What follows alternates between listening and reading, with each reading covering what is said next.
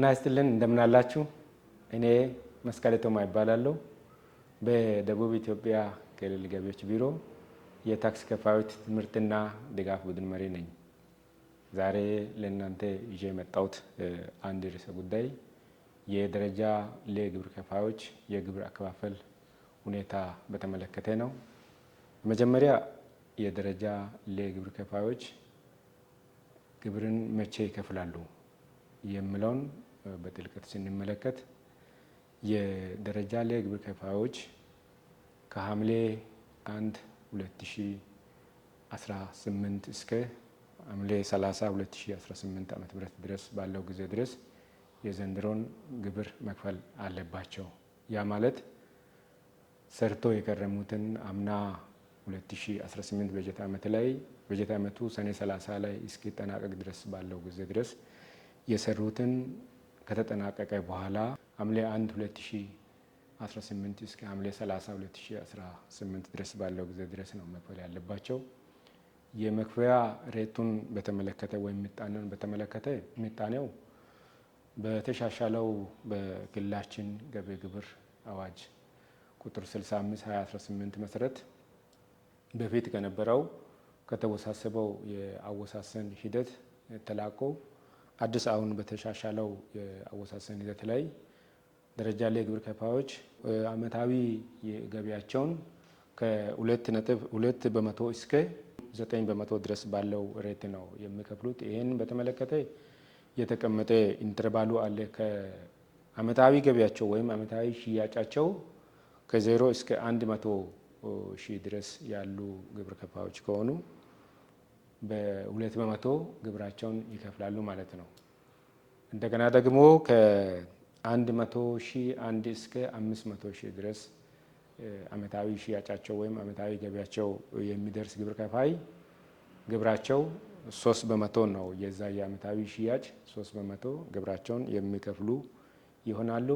ከ500 ሺህ 1 ብር እስከ 1 ሚሊዮን ድረስ አመታዊ ሽያጭ ያለ ግብር ከፋይ ግብራቸው 5 በመቶ አድርገው ነው የሚከፍለው።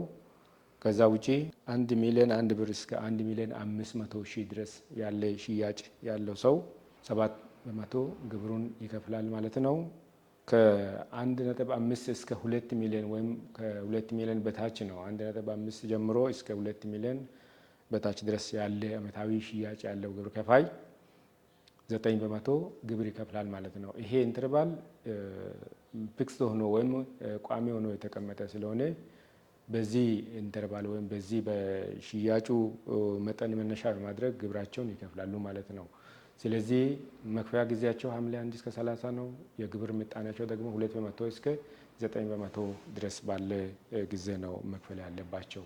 ከዚህ ጋር ተያይዞ አንድ ምሳሌ ለማንሳት ያክል አመታዊ ሽያጩን ለማግኘት መጀመሪያ የዕለት ሽያጭ ገቢ ግመታ ነው የሚደረገውና አንድ ግብር ከፋይ 3500 ብር የዕለት ሽያጭ ገቢ ግመታ የተገመተለት ግብር ከፋይ ይሄንን 3500 ዕለት ሽያጭ ገቢ ግመታውን በአመቱ ባለው በሚሰራበት ቀን ሲባዛ ነው አመታዊ ሽያጭ የሚገኘውና 300 ብለን ቀኗን ብንይዝ 3500 ሲባዛ 300 1 ሚሊዮን 50 ሺህ ብር ነው የሚመጣው።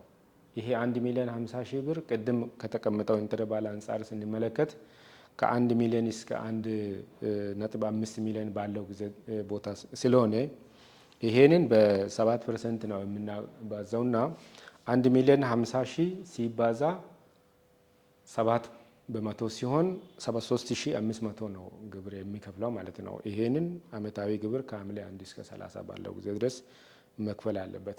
ነገር ግን ይሄ ግብር ከፋይ ነባር ግብር ከፋይ ሆኖ አምና በ3 ዙር በየሩብ ዓመት የከፈለ ከሆነ ይሄ ማለት አምና የከፈለውን 1/4ኛ በየሩብ ዓመቱ መክፈል አለበት ብሎ ወራቶችም ጭምር አዋጁ አስቀምጧልና በዚህ መሰረት ህዳር 1 እስከ 30 የከፈለው የመጀመሪያው ዙር ክፍያ ካለ የካቲት 1 እስከ 30 የከፈለው ሁለተኛ ዙር ክፍያ ካለ ግንቦት 1 እስከ 30 ሶስተኛ ዙር ክፍያ የከፈለው ካለ እነዚህ ሶስቱ ዙር ክፍያዎች አንድ ላይ ተደምሮ አሁን ከተወሰነው ከ73500 ተቀንሶ ቀሪውን ግብር ይከፍላል ማለት ነው።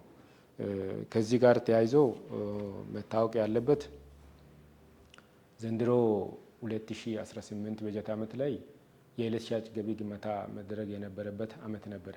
ነገር ግን አገራዊ ትላልቅ አጀንዳዎች በመኖሩ ምክንያት የምርጫ ስራ እንደምናውቀው በመኖሩ ምክንያት ዘንድሮ የዕለት ሻጭ ገቢ ግመታ በክልላችን ስላልተገመተ የዋጋ ግሽበት ማስተካከያ ከማዕከላዊ ስታቲስቲክስ ኤጀንሲ ባገኘነው ልክ 60.5% አድርገን ወይም 60.5 በመቶ በአመታዊው ባለፈው ጊዜ በ2015 በጀት ዓመት በተገመተው ይሄንን አባዝተን ትንሽ ለመጨመር ተደርጓል። ይሄ የተደረገበት ምክንያት እንደሚታወቀው አሁን ባለንበት ኮንዲሽን አጠቃላይ የአንዱ እቃ ዋጋ 2015 ባለበት ቦታ ላይ አይደለም፣ በጣም እየጨመረ የመጣበት ሂደት ስላለ ይሄንን መነሻ በማድረግ ነው ይሄ የዋጋ ግሽበት ማስተካከያ ወይም ኢንፍሌሽኑን አድ ለማድረግ የተሞከረውና ከዚህ ጋር ተያይዞ ነው በ2015 በጀት ዓመት በተገመተው ግመታ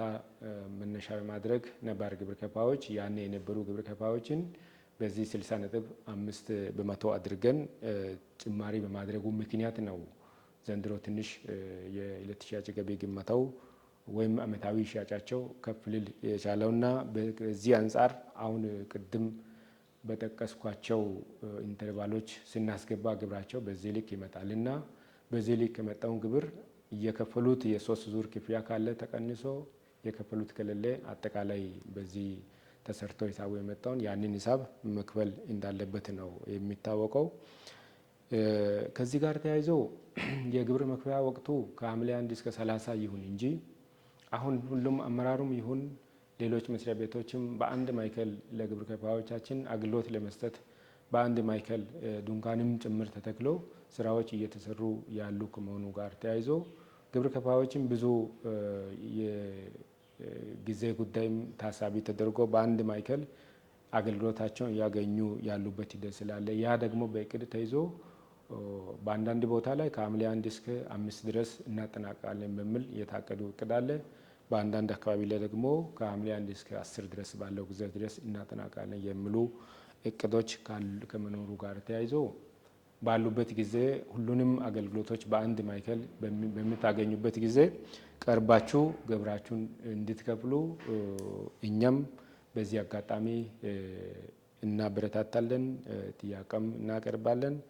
የሚያስቸግራችሁ ነገር ካለ እዛው ካሉ መዋቅር ላይ ካሉ ባለሙያዎች ጋር አጠጋብላችሁ የአወሳሰን ሂደቱ የአሰባሰብ ሂደቱ ለምን እንዴት እንደመጣ መጠየቅ ይቻላል የሚል ነገር ለማሳሰብ ነው። ከዚህ በተጨማሪ ዘንድሮ 2018 በጀት ዓመት ላይ አዲስ ግብር ከፋይ ሆነው የተመዘገቡ ግብር ከፋዮች ካሉ አመታዊ ግብራቸውን ቀጥተውኑ አሁን በተገመተው ግመታ መነሻ በማድረግ በተወሰነው ውሳኔ መነሻ ግብራቸውን የሚከፍሉ ስለሆነ በዚህ ልክ ይስተናገዳሉ። ከዚህ ውጪ ለሚቀጥለው ጊዜ ደግሞ አሁን ይሄንን የከፈላችሁትን 1/4ኛ በየጊዜው ቅድም በጠቀስኳቸው ቀናቶች ይሄ ማለት ህዳር 1 እስከ 30 ባለው ጊዜ ድረስ፣ የካቲት 1 እስከ 30 ባለው ጊዜ ድረስ እና ግንቦት 1 እስከ 30 ባለው ጊዜ ድረስ 1/4ኛም ወይም 25 በመቶን ይህን የግብሩን እየከፈላችሁ ለሚቀጥለው ለ2019 በጀት ዓመት እያቃለላችሁ የምትሄዱበት ሂደት በመኖሩ በዚህ ልክ ይህንን ነገር ተግባራዊ እንድታደርጉ እያሳሰብኩኝ የዛሬውን አጭር ግንዛቤ ማስጨበጫ ትምህርት እዚህ ላይ አበቃለሁ። ቀጥለው በሌላ ርዕስ በሌላ ዝግጅት እስከምንገናኝ ድረስ ደህና ሁኑ። ስለተከታተላችሁ አመሰግናለሁ።